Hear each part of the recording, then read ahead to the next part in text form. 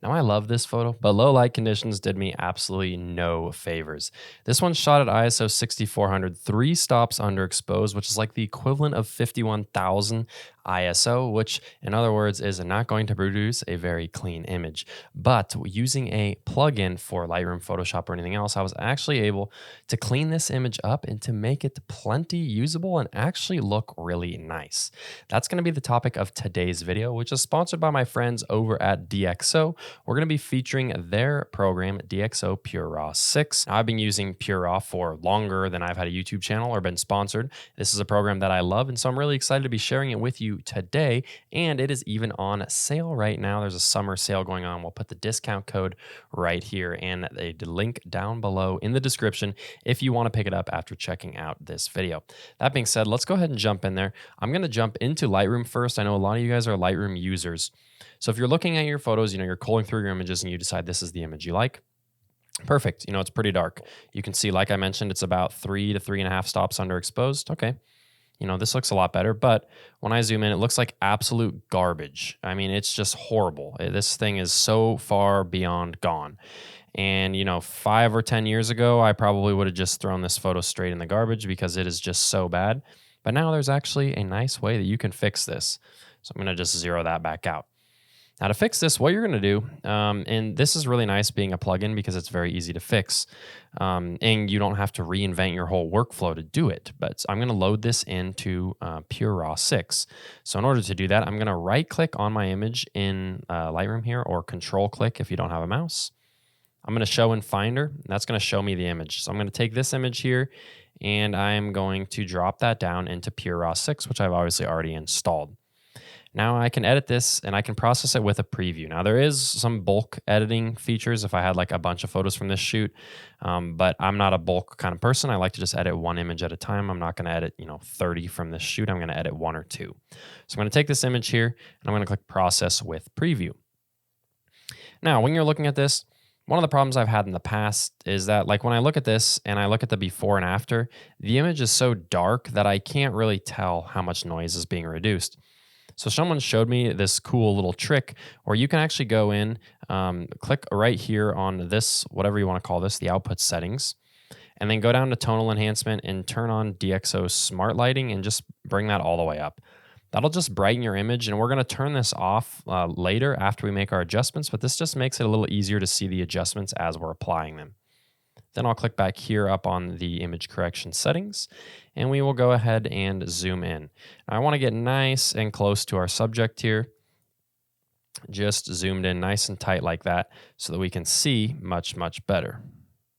Now, we're looking at the subject, and you can already see that this has done a pretty good job of removing a good amount of noise from the photo. I mean, you can see there's hardly any noise on our moose already to begin with. Now, you can go in and make some adjustments. You have things like Deep Prime 3 and Deep Prime XD3. Typically, XD3 is going to be the way to go, so I'm almost always going to use that, but sometimes I'll test both options. And then we can adjust things like luminance, and we can force the details. So if I increase the luminance slider, it basically just removes noise. But there comes a point where the image is just too soft and too smooth, like back here in the background. I want there to be just a little bit of grain. But if I bring it all the way down to 0, you can see we haven't really reduced very much noise at all. So somewhere in between is usually good. And I can always slide this back and forth, but you can see it's just reducing so much noise that I might not even need to do that. And if you want to get the slider bar here, by the way, it's going to be accessed via right there. If you just want to see the single image, you can click on that just like that. Now, when I do force details, this does exactly what you would think. It either adds details or it removes details as you adjust that left or right. You can see when I bring that all the way down to the left, it doesn't really do much sharpening at all. If I bring it all to the way to the right, it really sharpens our moose quite a bit. So somewhere usually in between is going to be the way to go. We don't need it to be too overly sharp, but we don't need it to be too soft either. So somewhere about in there looks good. Now, this can do more than just denoise and force details, which is the nice thing about the program, highly versatile, is you can go in and make some adjustments to the lens sharpness optimization. That's basically just going to add some sharpness later on after the fact. This doesn't do anything crazy.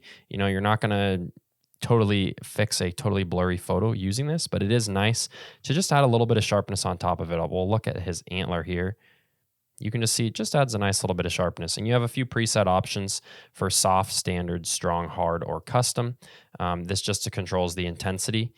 So typically I'll bring that all the way up, but it totally depends on the photo. Sometimes I'll want a little bit less, sometimes I'll want a little bit more. So totally up to you as to what you want to do there. You can also remove vignetting here within this app. So the vignetting is nice to remove. You can also remove chromatic aberration and lens distortion as well.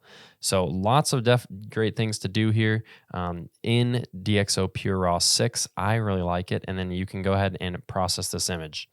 Now, what we want to do once we're happy with the results, like I think we are, is go back in here, and I want to turn this smart lighting back off. Image is going to get dark again, but that's totally fine because we're going to brighten it later. And I'm not going to export a JPEG. I'm just going to do a DNG. You have a few options, uncompressed or high fidelity compression. If you want that smaller file size, but still raw file, you can do the high fidelity compression, or you can just do uncompressed if you like. I'm going to choose uncompressed, even though I think high fidelity compression is probably just about as good with a lot smaller of a file size. You can go down and control where you want that image to go. Here, I just want to put it back in the original folder, and then you can go ahead and hit process now. Now, once that's done exporting, you'll get this little pop-up box. You can just click go to Finder to see your results. Mine is right here. This is our file. And then we can just simply drag and drop this right on over back into Lightroom or the photo editor of your choice. You can hit import, and it will import at its current location. And then you can make adjustments to this. And once you have this over in the Lightroom, just click on develop to go to the develop module. And then I'm going to bring that exposure up. Like I said, I think we're about 3 stops under exposed. So we'll bring that up, make just a couple small adjustments here to the image. Bring this up a little bit. Liking the way this is looking. I'm not going to do a full edit here, but I just want to get it to a little more workable spot. Now we can zoom in and look at our moose, and he's looking pretty good. I'm not going to lie. I mean, there's not a lot left to be yearned for here. The detail is surprisingly good for how noisy that photo was to start. And if I look back at, like, this is the same photo, brightened 3 stops, and then I use Lightroom's denoise here.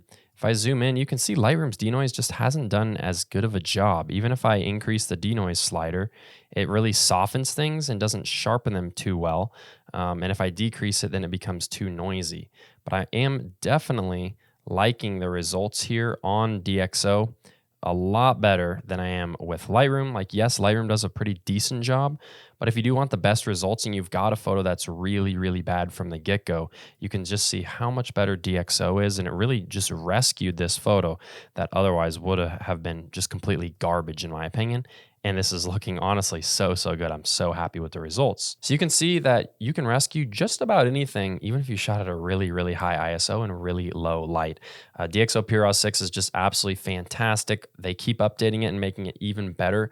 I think now is a great time to pick it up, and it is, in my opinion, the best denoiser on the market, at least as of the time of this video being made. Again, if you're watching this video shortly after it came out, there's a summer sale going on right now. We'll include a link down below and then a discount code right here that you can use for first-time DxO buyers.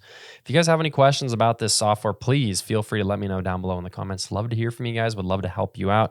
Would love to help you to save your really, really noisy images. As always, thank you guys so incredibly much for being here. My name is Austin Jackson. So grateful for you guys, and we'll see you guys next time. Have a good one. Bye-bye.